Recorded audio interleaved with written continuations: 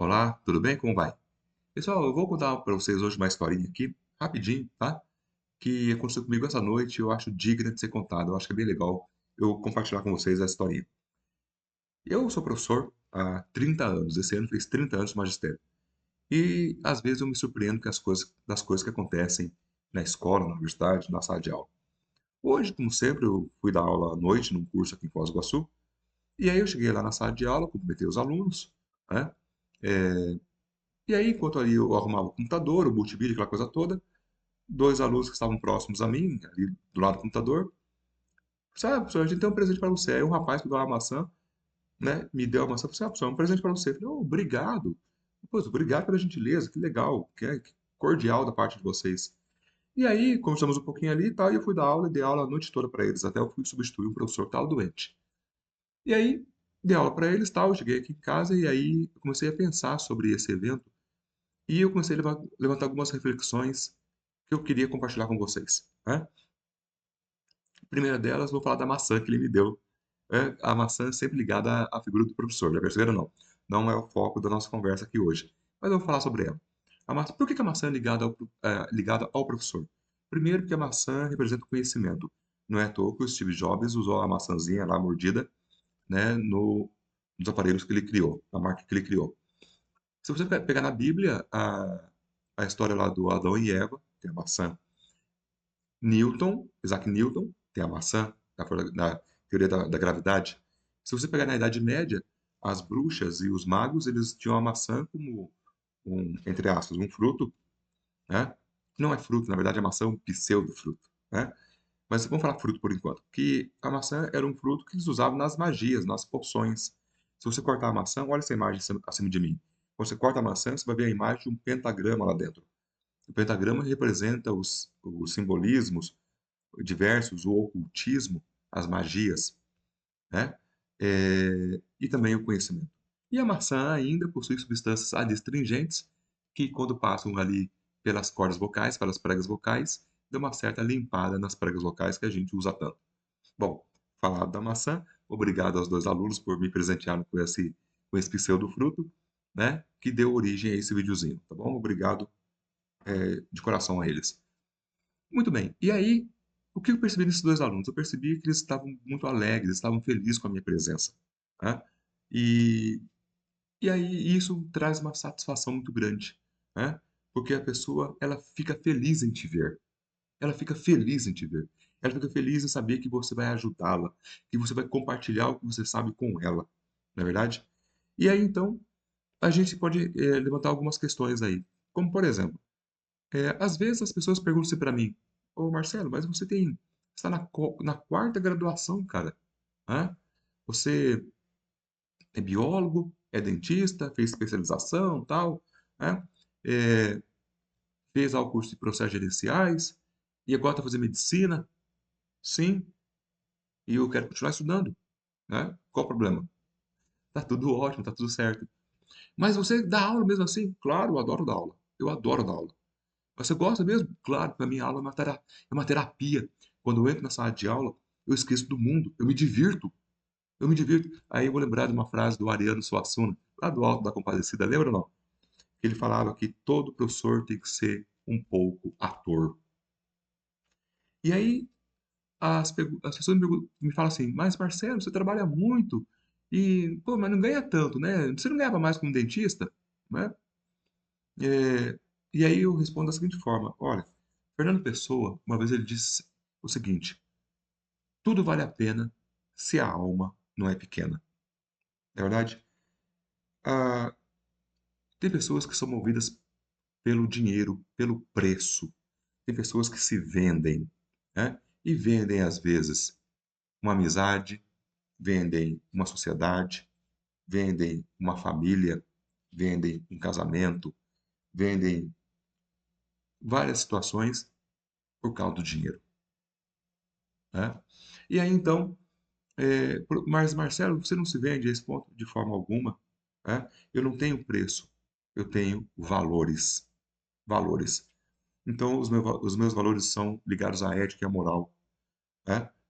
As coisas do bem. Então a honestidade, o altruísmo, a, a fraternidade, na verdade, as coisas belas, as coisas dignas, a bela arte, a bela música, o belo teatro, as coisas que nos engrandecem, não as coisas que nos diminuem. Então, ligado a esses valores, eu amo a profissão de professor, porque eu tenho certeza que ela é a profissão mais digna que existe. Mais digna que existe, né? Ah, é claro, professor, porque ela forma as outras profissões, sim. E além disso, né? O professor ele acaba não só ensinando, mas também educando. E educação envolve muito mais do que simplesmente ensinar, colocar sinais, colocar signos nas pessoas.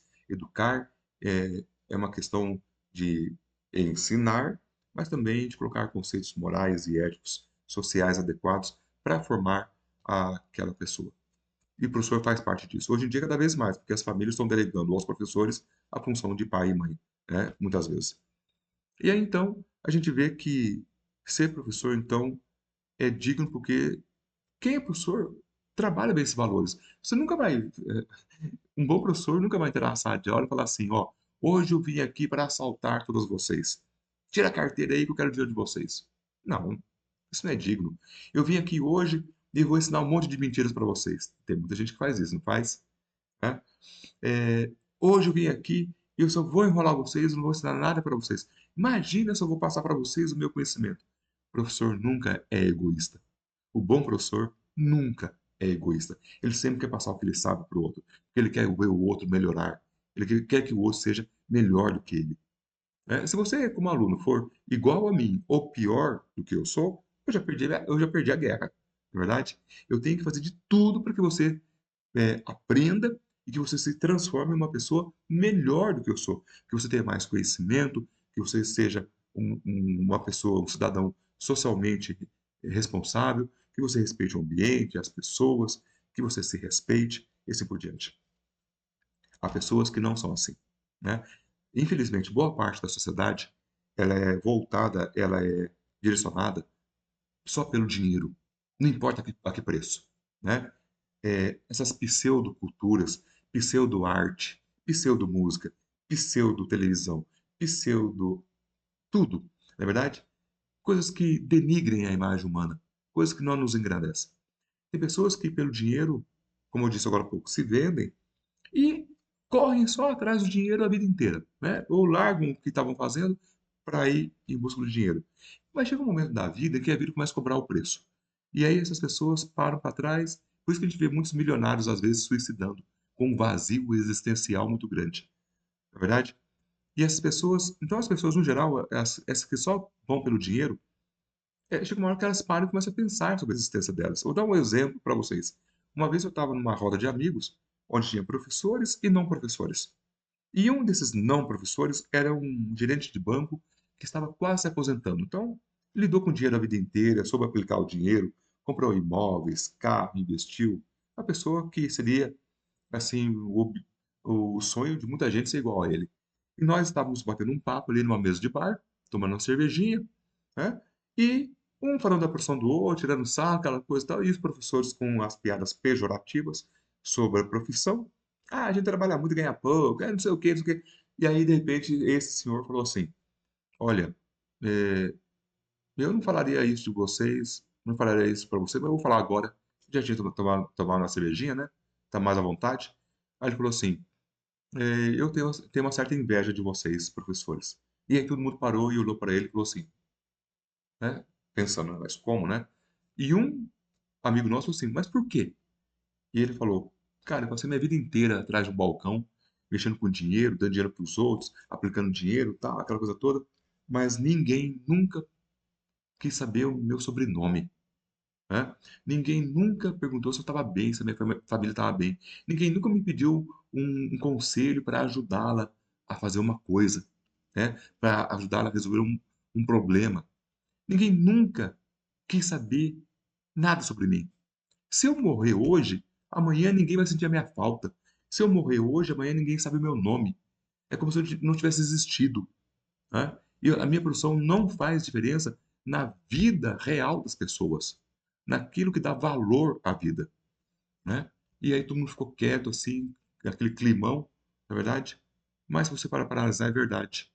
Tem pessoas que, infelizmente, as profissões delas não são tão recompensadoras nesse aspecto como é de professor, não é? E aí, a gente às vezes tem boas surpresas. Por exemplo, eu uma vez me acidentei de moto, né? Eu fiquei uma semana em coma. E aí, quando eu saí do coma, tal, era um entra e sai de médico visitando, né? Vendo como que eu estava ali e tal. E aí, de repente, eu estava lá assim, de repouso lá, consciente já, né? E entraram dois médicos, entraram na sala e eram meus ex-alunos do curso de medicina, né? Eu dei aula no curso de medicina durante vários anos. E aí eles chegaram ali, ô professor Marcelo, como que você tá? Não, eu tô bem aqui e tal, né? Não entendendo muito bem tá, o que tinha acontecido ainda, mas estou bem aqui. Professor, a gente estava cuidando de você aqui e tal. Olha, a gente tá aqui o tempo todo. Se você precisar da gente, é só apertar a campainha, chamar a enfermeira que ela chama a gente, tá? A gente tá aqui para isso, tá? Obrigado, né? E aí, às vezes tá andando na rua, uma pessoa te cumprimenta, você nem lembra dela, te cumprimenta, ela vem, pega na sua mão. Ô, professor, como você tá? Tal, né? Aquela coisa toda. Esse tempo atrás, eu estava andando na estrada, viajando, o policial me parou, e aí eu fui já tirando os documentos, né, para dar para ele ver o documento do carro e tal. Ele falou assim, ô, professor, guarda isso aí. Aí eu olhei assim, levei um susto, né? Aí eu lembrei da fisionomia dele, ele com fardo, né, cap ali e tal. E, ô, professor, lembra de mim? Eu fui seu aluno lá em Maringá, tal, naquela época lá, tal. Ah, sim, lembro. Então, eu fiz direito, aí fiz concurso para PRF, para Polícia Rodoviária Federal. Passei no concurso aqui e tal, virei oficial aqui e tal. Pô, que legal. Ô, professor, obrigado. Ó, valeu aí, qualquer coisa, tamo aí e tal. Vai com Deus, boa viagem e tal. Então, é uma coisa assim impressionante, né? Quando você lembra que você alterou a vida de milhares de pessoas, pessoas que já tinham desistido dos estudos, pessoas que já tinham desistido de um sonho de vida. Quantos médicos que passaram por mim, foram meus alunos, e que é um curso mais concorrido, mais difícil de entrar, né? A gente, às vezes, a gente sai da sala de aula, a gente senta com esses alunos e fala assim, olha, persiste, cara, tem que ser resiliente, vai lá, continua, estuda, vai, que você está precisando de ajuda. Às vezes até a gente via professores se juntando é, e ajudando financeiramente alguns alunos mais carentes, entende? E hoje estão lá felizes da vida, médicos, trabalhando e ajudando as pessoas. Então a gente vê essas coisas que engrandecem a nossa profissão, não é? O... Então, é assim, professor, é, eu vejo muito professor falando mal da profissão, realmente. E às vezes eu me pego falando mal da profissão para outros colegas. Né? Esses dias atrás mesmo, estava viajando com um colega, uma cidadezinha aqui perto, e a gente começou a falar mal da profissão e tal. Às vezes a gente cai nessa vibe ruim, sabe? Porque é meio desgastante no dia a dia mesmo. Só que aí, quando você lembra da importância que você tem, a importância real que você tem para as pessoas, para a sociedade, para a humanidade, você tem que relevar tudo isso. Né? E falar assim, peraí, eu sou uma pessoa em que eu tenho virtudes que nenhuma outra tem, que outras pessoas gostariam de ter e não têm. Né? Eu consigo realizar o meu propósito de vida. E qual que é o maior propósito de vida, gente? É ajudar o próximo. Parece meio bíblico isso, né? Meio religioso, mas é verdade. Né? A gente só se realiza de verdade quando a gente ajuda o próximo. E o professor ajuda demais, ajuda muitas pessoas. Né? Alunos que eu tinha dado que as pessoas já tinham dado como perdidas, e até eu, às vezes, você vê indo para o exterior. Né? Esse tempo atrás mesmo, uma mãe, eu trabalhava numa escola em Maringá, e aí eu saí dessa escola, e eu tinha tido uma conversa uns dias antes com um aluno que já estava desistindo do estudo. Eu conversei com ele, bicho, olha, é, faz isso, isso e isso, vai para o exterior, o que você quer está no exterior, está lá nos Estados Unidos, vai para lá, conversa com a sua família.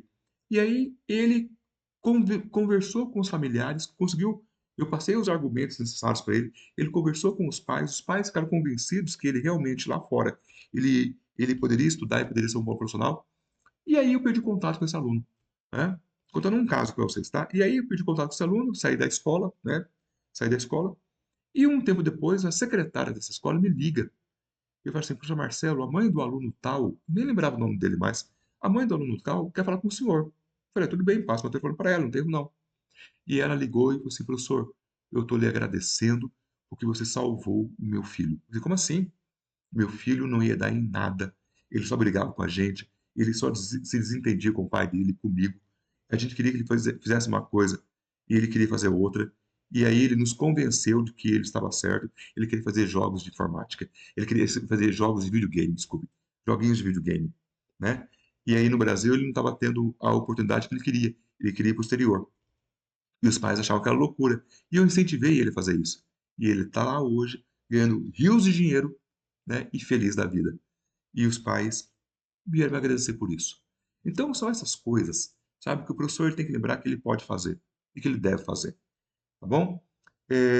Pessoal, eu só queria, né, é, bater esse papo com vocês e relembrar que a gente, como professor, a gente tem que ter orgulho da nossa profissão e parar de reclamar um pouco e falar mais bem dela, trazer boas vibrações, tá? Essa historinha não está nesse livrinho que eu estou mostrando para vocês aqui. Esse livro eu escrevi em 2021 e ele traz fatos reais que eu vivi como aluno de graduação, de pós-graduação, como professor universitário, como professor de ensino médio, né? Fatos reais que podem ajudar aí muitos professores que estão no início de carreira e até os mais experientes que às vezes não sabem lidar com algumas situações que acontecem na realidade dentro da sala de aula, tá? Quem quiser depois aí pode entrar lá na Amazon e dar uma olhadinha nesse livrinho aí. Beleza, moçada? Fique com Deus, um abraço, até mais. Tchau.